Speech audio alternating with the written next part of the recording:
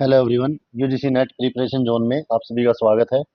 I hope आप लोग सभी ठीक होंगे और अपनी तैयारी अच्छे से कर रहे होंगे।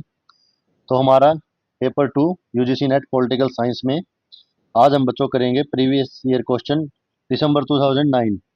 तो बच्चों को प्रीवियस ईयर क्वेश्चन मिल नहीं रहे थे, तो प्ले लिस्ट है जो UGC net paper 2 political science के प्रैक्टिस सेट के नाम से है, और एक प्ले लिस्ट है पेपर 1 के लिए।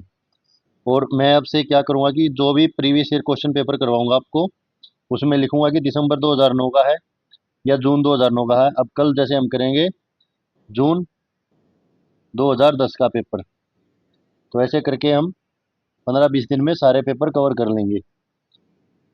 तो चलिए आज हम दिसंबर 2009 वाला पेपर स्टार्ट करते हैं। और सभी से प्लीज़ रिक्वेस्ट है बच्चों कि आप लोग चैनल को सब्सक्राइब जरूर कीजिए, और ज़्यादा से ज़्यादा सब्सक्राइब और वीडियो को लाइक शेयर जरूर किया कीजिए। आप लोगों में से अभी तक बहुत से बच्चों ने तो चैनल को सब्सक्राइब ही नहीं किया, क्योंकि न्यू चैनल बना है। सिर्फ वो स्टार्टिंग का जो बैच था 10 बच्चों का, वही ज्वाइन अभी तक सब्सक्राइब किया। आप लोगों ने से किसी ने सब्सक्राइब नहीं किया, तो प्लीज़ चैनल को सपोर्ट कीजिए। तो चलिए हमारा आज का पहला क्वेश्चन स्टार्ट करते हैं। तो फर्स्ट क्वेश्चन है, गांधी ने हिंद स्वराज किस वर्ष लिखा? तो गांधी जी ने जो हिंद स्वराज है वो किस वर्ष लिखा था? 1907, 1908, 1919 या 1920? तो गांधी जी ने हिंद स्वराज की रचना जो है वो की थी 1908 में। नेक्स्ट क्वेश्चन है, वे लोग नरमपंथी उन पाँव की धूल चाटते हैं जो ठोकर मारते हैं। यह किसने कहा? वे लोग उन पाँव की धूल चाटते हैं जो ठोकर मारते हैं। एम एन रॉय ने, बाल बीजी तिलक ने, या अरविंदो घोष ने, या वीर सावरकर ने? तो यह कथन थे बाल गंगाधर तिलक के। तो बाल गंगाधर तिलक कौन थे बच्चों? वो एक महान पत्रकार, शिक्षक, जननायक और स्वतंत्रता सेनानी थे। नेक्स्ट क्वेश्चन है, प्राचीन यूनानी राजनीतिक दर्शन का मुख्य विचार है। तो प्राचीन यूनानी राजनीतिक का दर्शन का मुख्य विचार सामाजिक समानता, व्यक्ति की स्वतंत्रता, उत्तम जीवन, या राज्य संप्रभुता? तो यूनानी जो राजनीतिक दर्शन था उसमें मुख्य था उत्तम जीवन। और प्लेटो ने यह जो अपने जो आदर्श राज्य की अवधारणा थी उसमें भी, रिपब्लिक में भी इसका जिक्र किया है। नेक्स्ट क्वेश्चन है, निम्नांकित युग्मों में से कौन सा सही सुमेलित नहीं है? तो सत्य की प्रभुसत्ता एम के गांधी, नव मानववाद अरविंदो घोष, सर्वाहार वर्ग की तानाशाही बी आई लैलिन, या नव प्रजातंत्र माओ जेडोंग? तो इसमें से जो सही नहीं है वो है नव मानववाद अरविंदो घोष। ये आंसर जो राइट हो जाए सही नहीं है, क्योंकि नव मानववाद बोला है एम एन रॉय ने। नेक्स्ट क्वेश्चन है, निम्नांकित दार्शनिकों में से कौन मध्य मार्ग को अपनाने के लिए प्रसिद्ध है? यानी कौन मध्य मार्ग को अपनाने के लिए प्रसिद्ध है? प्लेटो, अरस्तु, सेंट थॉमस एक्विंस, या मैकेवली? तो जो अरस्तु हैं, अरस्तु जो है मध्य मार्ग को अपनाने के लिए प्रसिद्ध है। अरस्तु का जो आदर्श राज्य था वो मिश्रित संविधान का समर्थन करता था।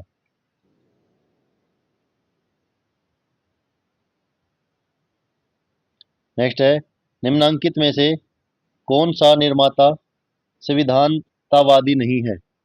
संविधानतावादी नहीं है। Gunder Frank, S E Finer, Wallerstein, और कार्डोसो? तो इसमें से जो है एस आई फाइनर जो है वो सिद्धांतवादी नहीं है। नेक्स्ट है, निम्नलिखित में से कौन सा अतिवादी नहीं है? तो लाला लाजपत राय, विपिन चंद्रपाल, या बाल गंगाधर तिलक, या गोपाल कृष्ण गोखले? तो अतिवादी जो है वो गोपाल कृष्ण गोखले नहीं है। गोपाल कृष्ण गोखले जो है वो उग्रवादी विचारधारा का समर्थन करते थे। नेक्स्ट क्वेश्चन है, सूची दी गई है, सूची 1 का सूची 2 से मिलान करना है। प्लेटो उपयोगितावादी, रोल्स अतिरिक्त मूल्य, बेंथम दार्शनिक राजा या मार्क्स निष्पक्षता के रूप के न्याय। तो जो प्लेटो थे, प्लेटो क्या थे? वो दार्शनिक राजा थे। रोल्स जो हैं, रोल्स बात करते हैं निष्पक्षता रूप के न्याय, निष्पक्षता के रूप में न्याय। और बेंथम जो है वो उपयोगितावाद की बात करते हैं, और मार्कस अतिरिक्त मूल्य की। तो आंसर बी जो है राइट हो जाएगा। नेक्स्ट क्वेश्चन है, निम्नांकित में से कौन युग्म ठीक से सुमेलित नहीं है? तो डेविड स्टन, उत्तराधुनिकतावाद, सी राइट्स मिल, गिल्ड समाजवाद, या जीडीएच को कोल, कोल आएगा, जीडीएच कोल, शक्ति अभिजन, या डेरिडा राजनीतिक व्यवस्था। तो सुमेलित सही नहीं है। तो जो इसमें से सी राइट्स मिल है, ये गिल्ड समाजवाद के लिए नहीं आएंगे। बी जो है राइट हो जाएगा। एक सेकंड, एक सेकंड, इसको एक बार आप मिलान कीजिए। डेविड स्टन जो है वो राजनीतिक व्यवस्था की बात करते हैं। इन्होंने क्वेश्चन गलत पूछ लिया। इन्होंने पूछ लिया कि इसको गलत, कौन ठीक से मिलित नहीं, इसको मिलान करना पूछना था इन्होंने। सी एच राइट मिल जो है वो शक्ति अभिजन की बात करते हैं, और जी डी एच कोल जो है वो बात करते हैं गिल्ड समाजवाद की, और डेरिडो जो बात करते हैं वो उत्तर आधुनिकतावाद की। तो आंसर बी जो है राइट हो जाएगा। कई बार क्वेश्चन भी थोड़ा सा गलत आता है, तो आप लोग ध्यान से पढ़ें। अब कथन कारक आ गए हैं, ये आप लोगों को पता ही है, तो हम सीधा क्वेश्चन ही रीड करते हैं। तो क्वेश्चन है, अभिकरण दे रखा है, जेएस मिल के लिए स्वतंत्रता की सीमा के अंतर्गत चेतना, सोच और भावना की स्वतंत्रता शामिल है। यानी जेएस मिल जो है, जो स्वतंत्रता चाहते हैं, उसकी सीमा के अंतर्गत जो क्या क्या आती है? चेतना, सोच और भावना की स्वतंत्रता शामिल है। इन सभी की भी स्वतंत्रता होनी चाहिए, जब तक कि वो ऐच्छिक, अनौपचारिकता और नुकसानदेह प्रयोजन के बिना हो। यानी कि जब तक वो ऐच्छिक, अनौपचारिकता और नुकसान के बिना हो। तो जो ये बात है बिल्कुल ठीक है, इसकी जेएस मिल चाहते थे ऐसा। फिर तर्क क्या देते हैं कि स्वतंत्रता सामाजिक व्यवस्था को नैसर्गिक अधिकारों के सिद्धांत से निवेदन के बिना उपयोगितावादी आधारों पर नियोजित ठहराई जा सकती है। तो ये दोनों ही बातें जो है ठीक है, तर्क और कारण, तो आंसर ये जो है राइट हो जाएगा। नेक्स्ट क्वेश्चन है, अभिकरण है, गांधी का सत्याग्रह स्वयं को कष्ट पहुंचाने के जरिए सत्य का समर्थन है। यानी स्वयं को कष्ट पहुंचाने के जरिए सत्य का समर्थन है। सत्याग्रह का उद्देश्य सत्याग्रही को नैतिक सर्वोच्चता दिखाना है कि जो है सत्य और अहिंसा का अटूट संबंध होना चाहिए एक दूसरे के साथ। तो ये दोनों ही बातें ठीक है, आंसर ए राइट हो जाएगा। सत्याग्रह एक तो क्या था? व्यक्तिगत सत्याग्रह था, कि स्वयं का। एक सामाजिक स्तर पर सत्याग्रह था। फिर है, एक समय पर देश की राजनीतिक व्यवस्था का अध्ययन अपने सभी संदर्भों में कहलाता था। क्या कहलाता था? स्विन्यासी उपागम, तुलनात्मक उपागम, संरचनात्मक उपागम, या व्यवहारवादी उपागम। तो एक समय पर देश का जो है राजनीतिक व्यवस्था का अध्ययन अपने सभी संदर्भों में स्विन्यासी उपागम कहलाता था।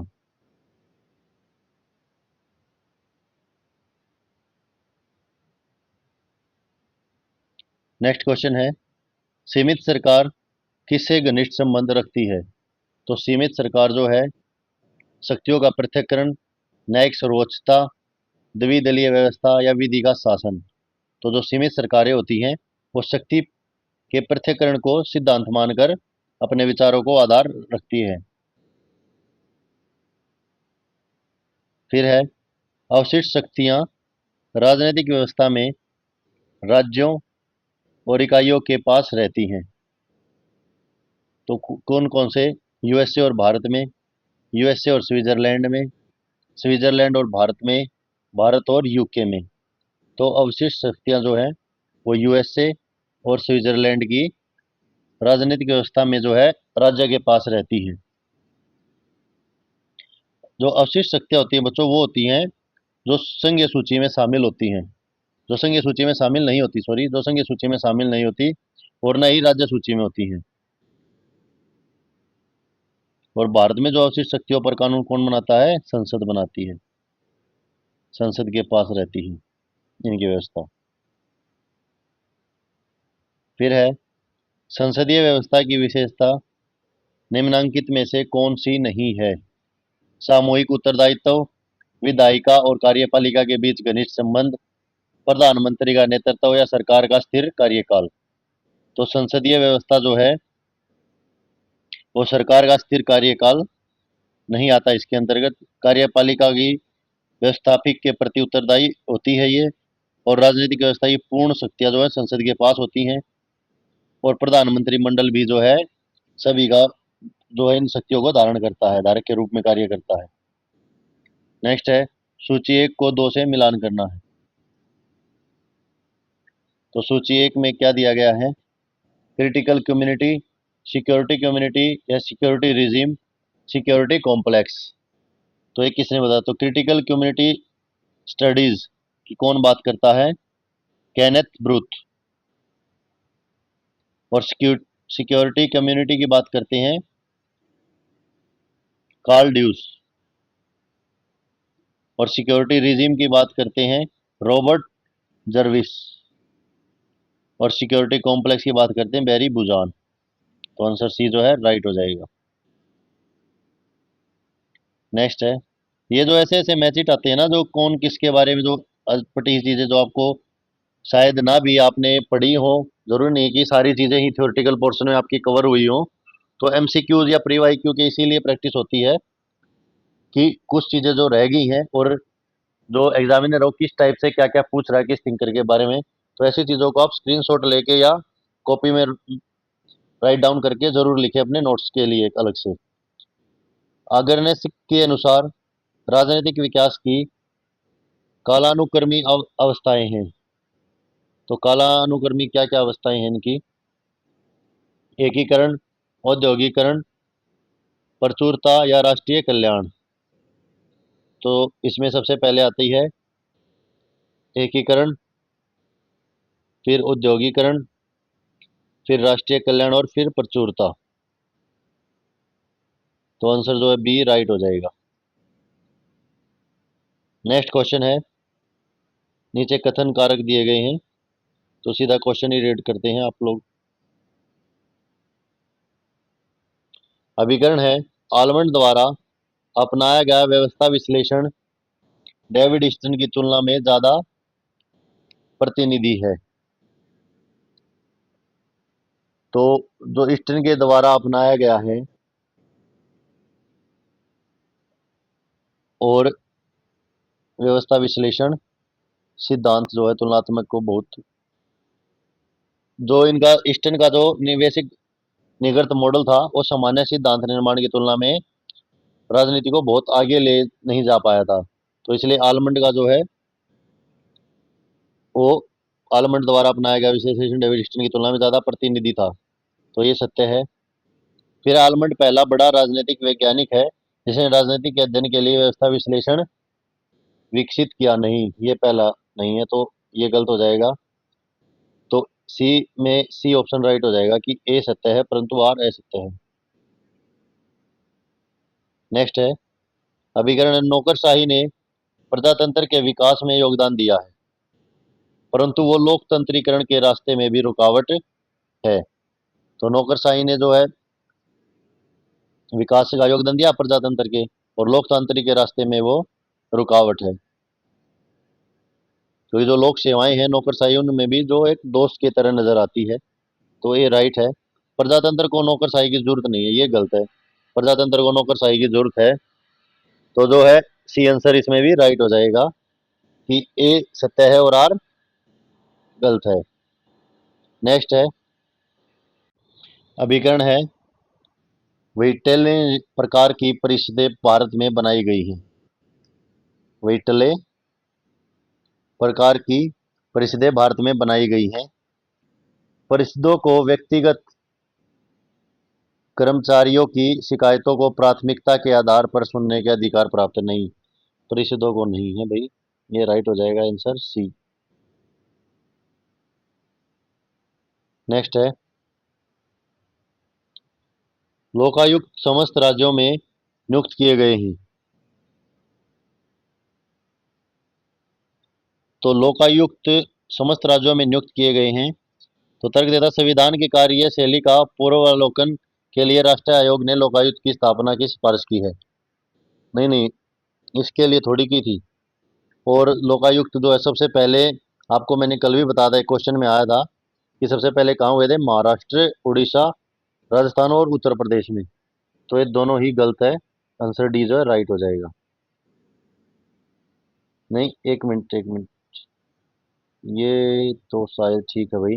संविधान की कार्यशैली का पूर्वावलोकन के लिए राष्ट्रीय उपायुक्त है, तो आंसर डी हो जाएगा।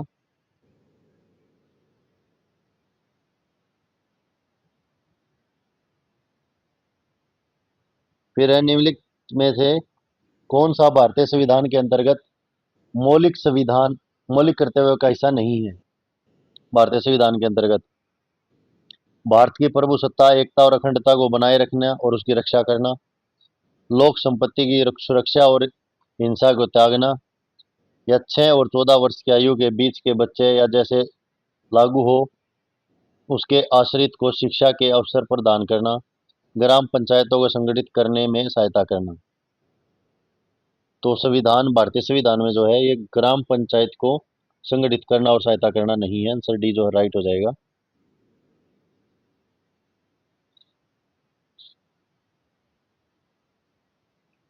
ये मौलिक कर्तव्यों के बीच नहीं आता। तो गैर कानूनी तौर पर हवालात में रखे व्यक्ति की रिहाई के लिए कोर्ट द्वारा निम्नलिखित में से कौन सी याचिका जारी की जाती है। तो अधिकार पर्चा, निषेध, हेबियस कॉर्पस या उत्प्रेषण। तो उसके लिए की जाती है हेबियस कॉर्पस। इसको बोलते हैं बंदी प्रत्यक्षीकरण, कि उस व्यक्ति के संबंध में जो है न्यायालय जारी करता है जिसे दूसरे के द्वारा हिरासत में रखा गया हो, कि उसे न्यायालय के समय पेश किया जाता है। यानी ज़्यादा दिन तक अगर पुलिस अपने पास रखती है और कोर्ट में पेश नहीं करती, तो कोर्ट उसके लिए एक याचिका दायर करता है कि भाई उसको कोर्ट में पेश करो, उसका क्या है। और अनुच्छेद जो है 32 के अंतर्गत आती है। जो उच्चतम न्यायालय है उसमें अनुच्छेद 32 के अंतर्गत जारी होती है, और उच्च न्यायालय में होती है अनुच्छेद 226 के अंतर्गत याचिका। फिर है, निम्नांकित में से कौन सा भारत में चुनाव सुधार के साथ संबंधित नहीं है।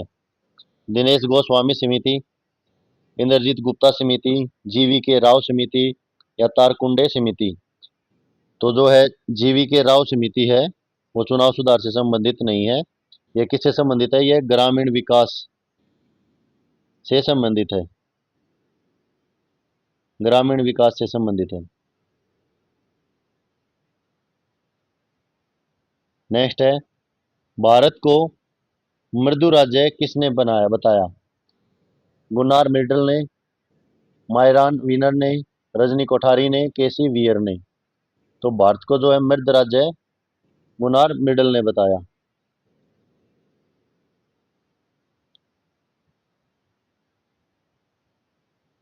यानी मृद राज्य का मतलब क्या बच्चों, यहाँ पे मृद राज्य का मतलब है कि ऐसा देश, ऐसा राज्य जो शस्त्र और हथियार से संपन्न नहीं है और सांस्कृतिक और सामाजिक दृष्टि से संपन्न है।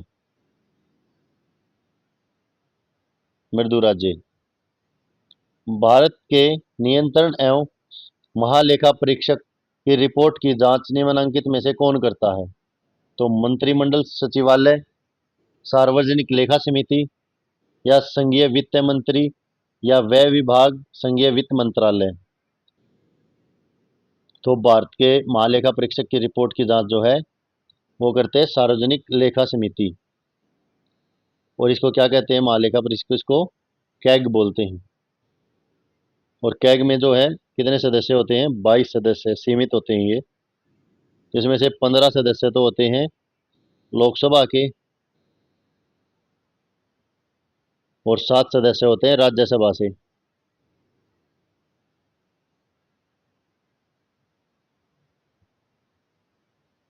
नेक्स्ट है, भारत के निम्नलिखित प्रधानमंत्रियों का सही कालक्रम बताइए।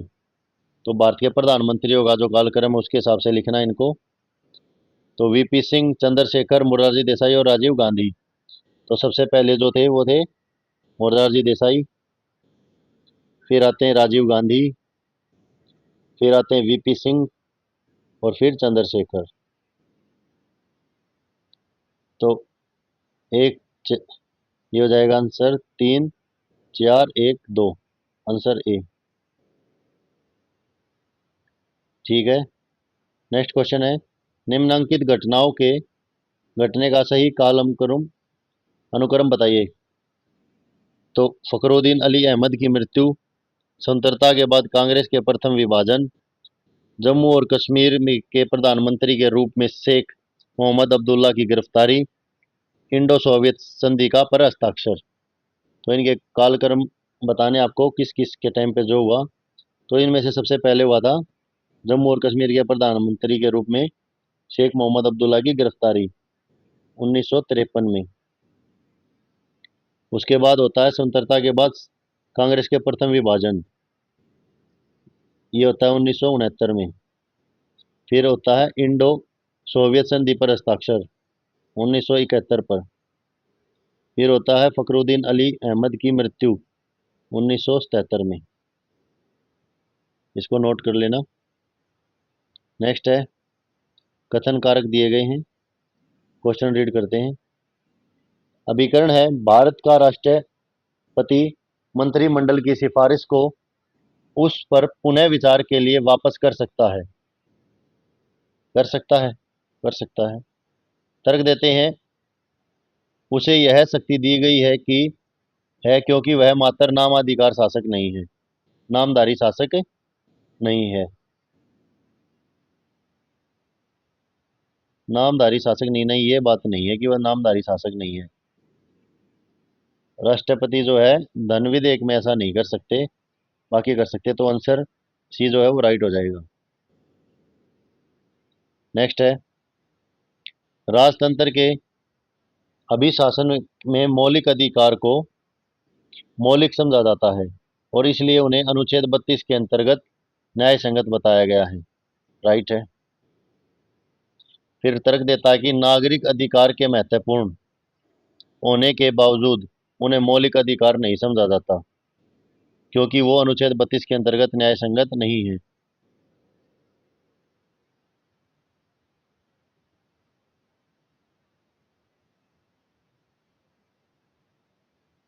तो ये गलत हो जाएगा क्योंकि जो अनुच्छेद 32 है, तो अनुच्छेद 32 के अंतर्गत जो है जो उपचार है वो अपने आप में ही जो मूल अधिकार है।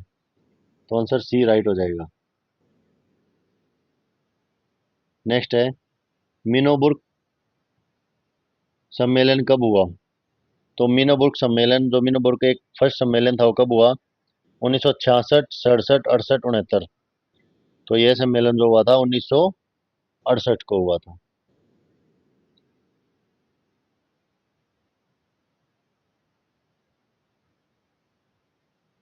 नेक्स्ट है, नौकरशाही और पूंजीवादी राष्ट्रीयता की अवधारणा का सेंट पॉल निम्नलिखित में से कौन समझा गया है।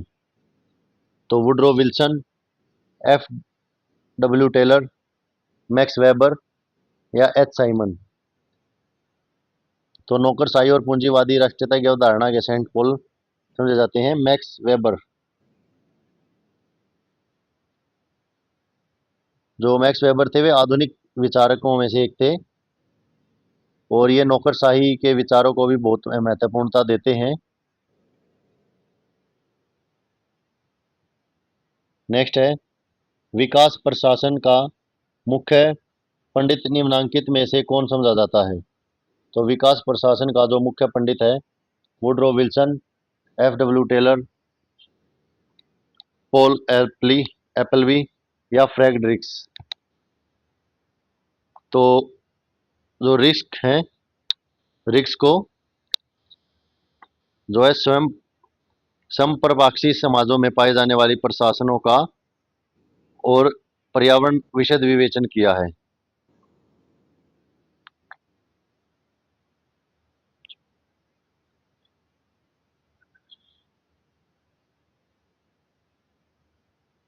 ये चीज नोट कर लो आप, एक चीज ये और नहीं है कि जो विकास प्रशासन है, इसका सर्वप्रथम प्रयोग जो है भारतीय विद्वान ने किया था। उसका नाम था यू एल गोस्वामी।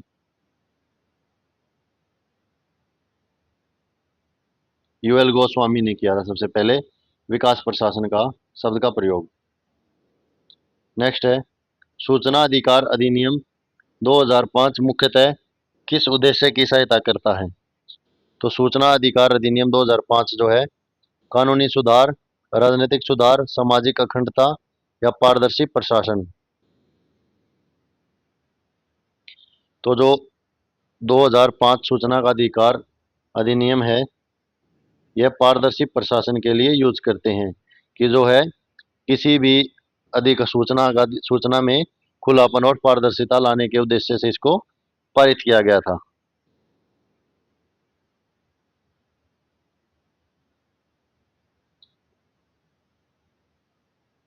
नेक्स्ट है रोनाल्डो रीगन के लिए शैतान साम्राज्य था।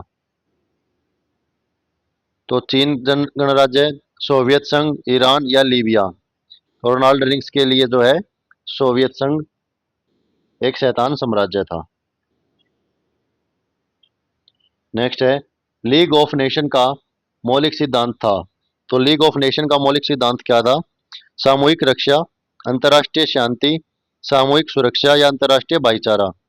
तो लीग ऑफ नेशन का जो है मौलिक सिद्धांत था सामूहिक सुरक्षा। नेक्स्ट है जो राज्य पड़ोसी राज्यों को बिना अपने से मिलाए उन्हें अपने अधिकार में और वश में रखते हैं, वे हैं औपनिवेशिक सत्ता, गैरसैनिक राज्य, डोमिनियन राज्य या अधिकार राज्य। तो जो राज्य पड़ोसी राज्य को बिना अपने में मिलाए उन पर अधिकार या अपने वश में रखते हैं, वे हैं अधिकार राज्य। नेक्स्ट है प्रीजन जो प्रिजनर्स डिलेमा वो परिदृश्य है जो किसे बढ़ाता है? शास्त्रों की प्रतिस्पर्धा को, शस्त्र नियंत्रण को, निशस्त्रीकरण को या शांति को। तो प्रिजनर्स डिलेमा वह जो है शस्त्रों की प्रतिस्पर्धा को बढ़ाता है। और यह जो है ये किस सिद्धांत पर है?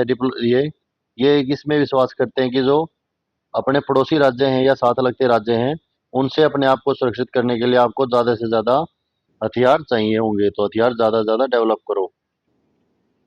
फिर है गैरेट हार्डिसन द्वारा स्पष्ट किया ट्रेजेडी ऑफ कॉमन्स किससे संबंधित है? तो ट्रेजेडी ऑफ कॉमन्स जो है युद्ध, शांति, मानवाधिकार या वातावरण।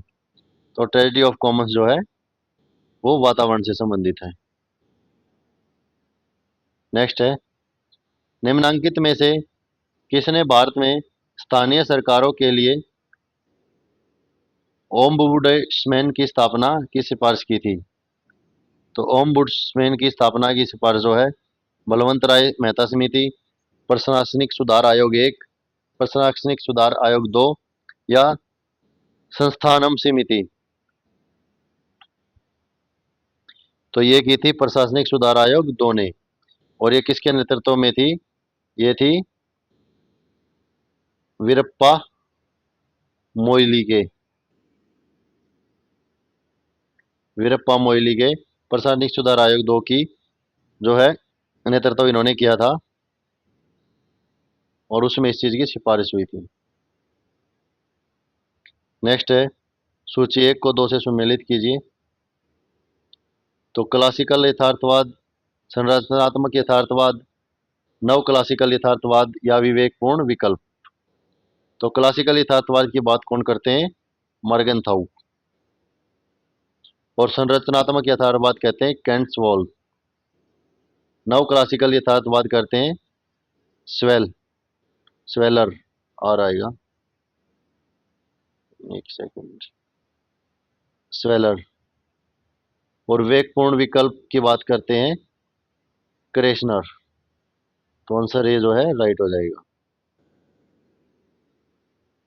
नेक्स्ट क्वेश्चन है, यूरोपियन यूनियन के विकास में निम्नलिखित संधियों को काल कालानुक्रमिक अनुक्रम में व्यवस्थित। तो एस्टर्डम संधि, नाइस संधि, मैस्ट्रिच संधि और संवैधानिक संधि। तो इसमें से सबसे पहले जो है वो आती है आपकी मैस्ट्रिच संधि। ये आती है 1992 में। फिर आती है आपकी एम्स्टर्डम संधि। तो एम्स्टर्डम संधि आती है आपकी 1997 में। फिर आती है आपकी नाइस संधि, ये आती है आपकी 2001 में। फिर आती है आपकी संवैधानिक संधि, ये आती है 2007 में।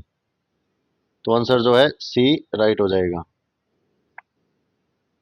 नेक्स्ट है, आधुनिक राज्य व्यवस्था के उद विकास में निम्नांकित घटनाओं का कालक्रमानुसार लिखना है।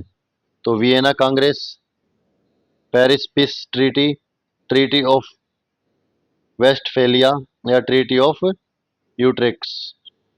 तो सबसे पहले कौन सी ट्रीटी होती है? Treaty of Westphalia.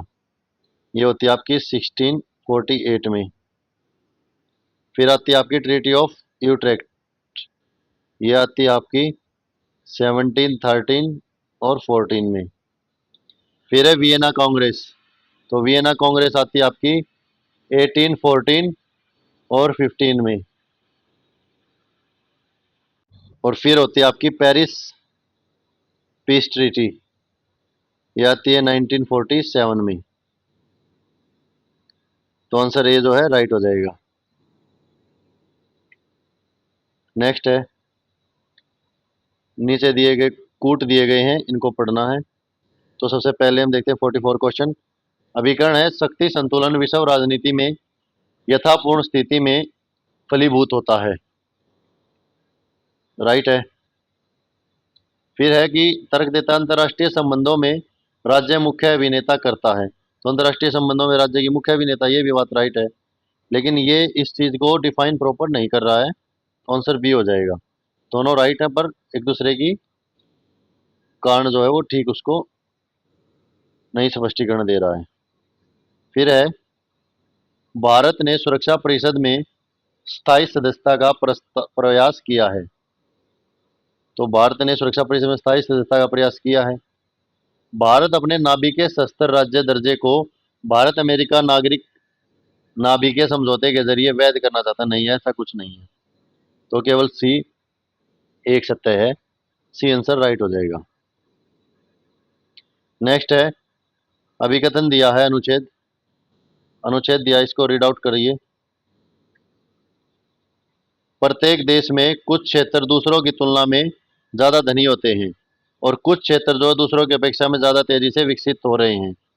ऐसी योजना जो प्रत्येक वर्ग मील को समान महत्व देती है या प्रत्येक निवासी पर समान राशि खर्च करती है को बनाना काफी अलाभकार होगा, अलाभकार होगा।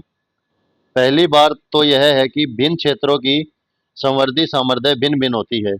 कुछ क्षेत्र में खनिज, जल या उत्तम प्राकृतिक बंदरगाह होते हैं, जबकि दूसरे क्षेत्रों में ऐसी सुविधाएं कम होती हैं। और दूसरे चाहे सभी क्षेत्र एक समान संसाधनों के साथ शुरुआत करते हैं, परंतु भौगोलिक संसाधनों के सकेंद्र के कारण तुलनात्मक रूप से कुछ क्षेत्र में ही विकास को केंद्रित करना लाभकारी होगा। अतः जैसे ही एक क्षेत्र किसी आकस्मिक कारणवश आगे निकल जाता है तो बाकी के सभी तुलनात्मक से ज्यादा तेजी से विकसित होंगे। वो बहुत सी सेवाएं और वस्तुएं ज्यादा सस्ती प्रदान करने का प्रयोग करेंगे और उसके पास जो है बाजारी, बैंक, परिवहन सुविधाएं, इंजीनियरिंग, मरम्मत सेवाएं जो है अंतकालिक तंत्र होगा। स्कूल, अस्पताल, शोध संस्थाएं ज्यादा बनेंगी। संभावित आर्थिक पृथक्करण होगा। मैं आपको इसमें डिटेल में नहीं जाता, मोटा मोटा बता देता हूँ क्योंकि ज़्यादा लंबा हो जाएगा फिर। स्कूल, अस्पताल इत्यादि का लाभ उठाने के जो अन्य सुविधाएं हैं, विकास के परिणाम स्वरूप करों में उगाया धन लगाया जाएगा। इस प्रस्ताव का संसाधनों पर निवेश वहीं किया जाएगा वहां के सर्वाधिक उत्पादक होंगे। प्रतिरोध इस अपेक्षा से निकल कर आता है कि वो लोग जो वहां रहते हैं जहां संसाधनों का निवेश किया जाता है सर्वाधिक लाभान्वित होंगे। ऐसा प्रतिरोध पूर्णतः समाप्त नहीं किया जा सकता, परंतु यह देश में एकीकरण को आगे बढ़ाकर कम किया जा सकता है, परिवहन सुविधाएं निर्मित करके और ज्यादा समृद्ध क्षेत्रों में उत्पन्न संपदा का उपयोग करके। तो चलिए इसके क्वेश्चन देखते हैं। जो भी आप गद्यांश करें पेपर 1 या पेपर 2 में, अभी प्रैक्टिस के लिए उसका स्क्रीनशॉट ले लें या उसको राइट डाउन करके फिर उसके क्वेश्चन आंसर करें, या क्वेश्चन राइट डाउन कर लें और फिर क्लास को पॉज करके उसको रीड आउट करके उसके, क्योंकि क्वेश्चन 4-5 ही आपको उतारने हैं। तो पहला क्वेश्चन है, लेखक का सरोकार मुख्यतः किससे है? राज्य के भिन्न भिन्न सामर्थ्य से, या विकास राशि के आवंटन से, या क्षेत्रीय संतुलन बढ़ाने से, या संपदा सर्जन करने से। तो लेखक का सरोकार जो मुख्यतः है राज्य में के भिन्न भिन्न सामर्थ्य से है।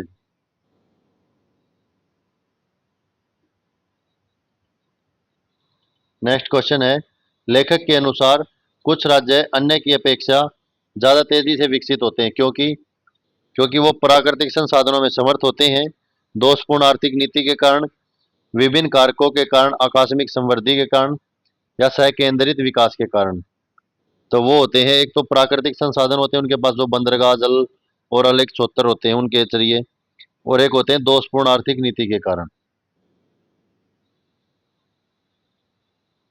नेक्स्ट क्वेश्चन है, विकास धनराशि का आवंटन होना चाहिए।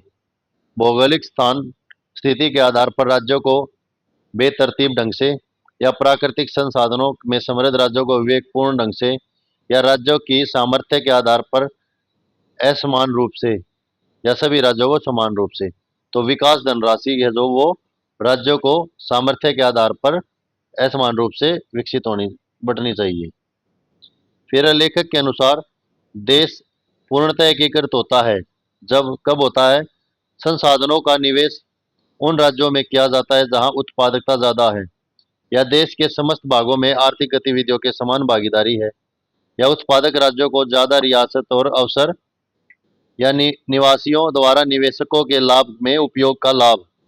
तो लेखक के अनुसार जो है देश का पूर्णतः एकीकृत होता है जब देश के समस्त भागों में, जब संसाधनों का निवेश उन राज्यों में किया जाता है जहां उत्पादकता ज्यादा होती है। यह भी अपने लास्ट पैराग्राफ में पढ़ा था, लास्ट 10 लाइन्स में।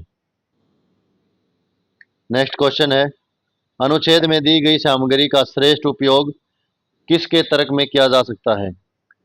तो असमान विकास धनराशि के में निवेश करना, ज्यादा गरीब राज्यों में के अधिकारों का संरक्षण करने में, राज्यों के असमान विकास को समझने में, या क्षेत्रीय असंतुलन को कम करने में। तो अनुच्छेद सामग्री का जो ज्यादा प्रयोग है वो किया जा सकता है तो असमान विकास धनराशि के निवेश करने में, एक किया जा सकता है ज्यादा गरीब राज्यों के अधिकार को संरक्षण में करने में। तो आज का हमारा 2009 का दिसंबर का एग्जाम जो है प्रीवियस ईयर कंप्लीट होता है पेपर, और कल हम लोग करेंगे जून 2010 का। तो आप सभी से रिक्वेस्ट है कि पेपर 1 जब भी आप करें तो कॉपी पेन जरूर साथ लेके बैठें। जो डीआई है या रीजनिंग है उसको सोल्व करके देखें वीडियो को पॉज करके। और बेस्ट तरीका जो मेथड जो मेरे हिसाब से ये है कि आप लोग पहले इसको क्वेश्चन आंसर लगाइए, मैं टाइम देता हूँ 2 से 3 सेकंड या 4 सेकंड का। तो कॉपी पेन साथ रख के बैठे, अपना आंसर दें, फिर मेरा आंसर सुने, फिर अपने आंसर को क्रॉस चेक करें कि ठीक है या गलत है। अगर जो आंसर गलत है उसको वीडियो को पॉज करके उसका स्क्रीनशॉट लेके उसको बाद में पढ़ें, या फिर बाद में क्लास से उसको दोबारा एक बार रिवाइज करें। और जो आपको लगता है जो ईयर उतारना है, किसी का सन उतारना है, किसी का पब्लिश है बुक, या किसी कोई आंदोलन है, कोई समझौता है, या कोई महत्वपूर्ण डेट है, उसको आप अपनी एक नोटबुक बनाएं, रजिस्टर लगाएं जिसमें आप इम्पोर्टेंट्स नोट्स के तौर पर उसको तैयार करें, इसमें मिक्सचर हो सारा, ये सब्जेक्ट यूनिट वाइज नहीं, ऑल यूनिट कवर हो। और ऐसे ही पेपर 1 के लिए करें जो आपकी इन्वायरमेंट है उसमें ही आपको ज़्यादा डेट और वो ध्यान रखनी पड़ेंगी, या जो आपका आप कह सकते हैं, और तो किसी में नहीं है। एआईसीटी में कंप्यूटर के भी कुछ हैं, तो एक आधे कर लीजिए।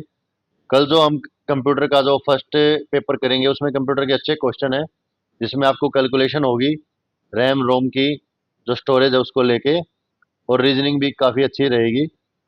तो अपनी कॉपी पेन साथ लेके बैठे। और आप सभी से फिर रिक्वेस्ट है, प्लीज़ चैनल को सपोर्ट कीजिए। आप लोगों ने अभी तक चैनल को सब्सक्राइब नहीं किया, प्लीज़ चैनल को सब्सक्राइब कीजिए, और आगे भी चैनल का और क्लास का लिंक शेयर ज़रूर कीजिए। Thank you.